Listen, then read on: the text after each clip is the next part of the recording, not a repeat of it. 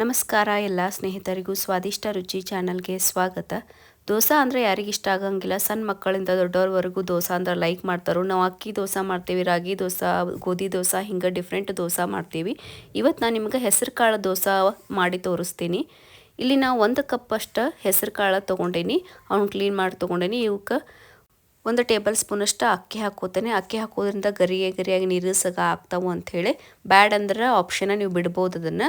ಇವನ್ನ ಕ್ಲೀನಾಗಿ ತೊಳ್ಕೊಂಡು ನೀರು ಹಾಕಿ ಮಿನಿಮಮ್ 1 8 ತಾಸು ನೆನೆಯಾಕೆ ಬಿಡ್ತೀನಿ. ನಾನು ಬೆಳಗ್ಗೆ ಮಾಡಾಕಿದ್ದೀನಿ, ನೈಟ್ ನೆನೆ ಇಟ್ಟೇನಿ.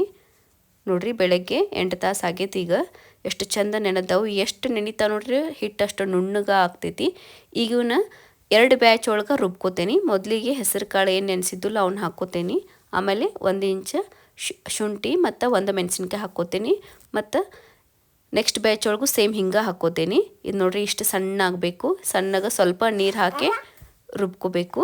ನೋಡಿ, ಹಿಂಗೆ ನಾನು 2 ಬ್ಯಾಚ್ ರುಬ್ಕೊಂಡೇನಿ. ಆಮೇಲೆ ಇದಕ್ಕೆ ರುಚಿಗೆ ತಕ್ಕಷ್ಟು ಉಪ್ಪು ಹಾಕ್ಕೋತೀನಿ. ಇಲ್ಲಿ ಸೋಡಾ ಅದು ಏನೂ ಹಾಕೊಳ್ಳಂಗಿಲ್ಲ ನೋಡಿರಿ. ಇನ್ಸ್ಟಂಟ್ ಈಗ ರುಬ್ಕೊಂಡು ಈಗ ಮಾಡಿಬಿಡ್ತೇನೆ. ಈಗ ಚಟ್ನಿದು ಆಗೋ ತನಕ ಇದನ್ನು ಒಂದು 10 ನಿಮಿಷ ಸೈಡಿಗೆ ಇಟ್ಕೋತೀನಿ. ಈ ಕಡೆ ತವಾ ಕಾಯಕ್ಕೆ ಇಟ್ಕೊಂಡೇನಿ. ನೋಡಿರಿ, ತವಾ ಚಲೋ ತಗ ಕಾದೈತಿ. ಇದಕ್ಕೆ ಎಲ್ಲ ಎಣ್ಣೆ ಚಲೋ ತಗ ಹಚ್ಕೋತೇನೆ.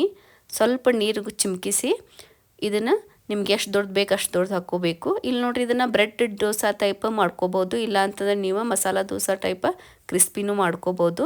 ನಾ ಈಗ ಮೀಡಿಯಮ್ ಇಟ್ಕೊಂಡು ಇದನ್ನು ಹಾಕ್ಕೊಂಡೇನಿ.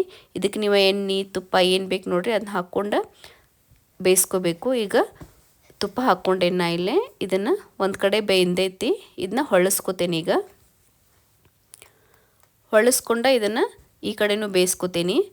ನೋಡಿರಿ, ಈ ಕಡೆನೂ ಬೆಂದೈತಿ. ಇಷ್ಟ ಆದ್ರೆ ಮಸ್ತ್ ಪ್ರೋಟೀನ್ ಸಮೃದ್ಧ ದೋಸೆ ರೆಡಿ ಆಗ್ತೈತಿ.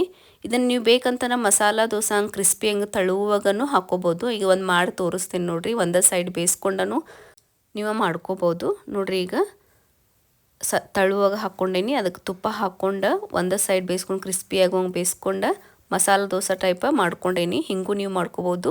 ನಾ ಎಲ್ಲನೂ ಇದೇ ರೀತಿ ಬೇಯಿಸ್ಕೋತೀನಿ. ನೀವು ಇವನ್ ಬೇಕಾದ ಸ್ನ್ಯಾಕ್ಸ್ ಟೈಮಿಗೂ ಮಾಡ್ಕೋಬೋದು. ಮಕ್ಕಳಿಗೆ ಲಂಚ್ ಬಾಕ್ಸ್ಗೂ ಕಟ್ಟಿ ಕೊಡ್ಬೋದು. ನೀವು ಮಾಡಿ ನೋಡಿರಿ, ಹೆಂಗಾಗಿದ್ದು ಅಂತ ಹೇಳಿ ಕಮೆಂಟ್ ಮಾಡಿರಿ. ನಿಮ್ಮ ಫ್ರೆಂಡ್ಸ್ ಫ್ಯಾಮಿಲಿಗದು ಶೇರ್ ಮಾಡಿರಿ. ಇದನ್ನು ನೀವು ಚಟ್ನಿ ಜೋಡಿ ಇಲ್ಲ ಸಾಸ್ ಜೊತೆ ಇಲ್ಲ ಪ್ಲೇನ್ ತುಪ್ಪ ಹಾಕ್ಕೊಂಡು ತಿನ್ಬೋದು.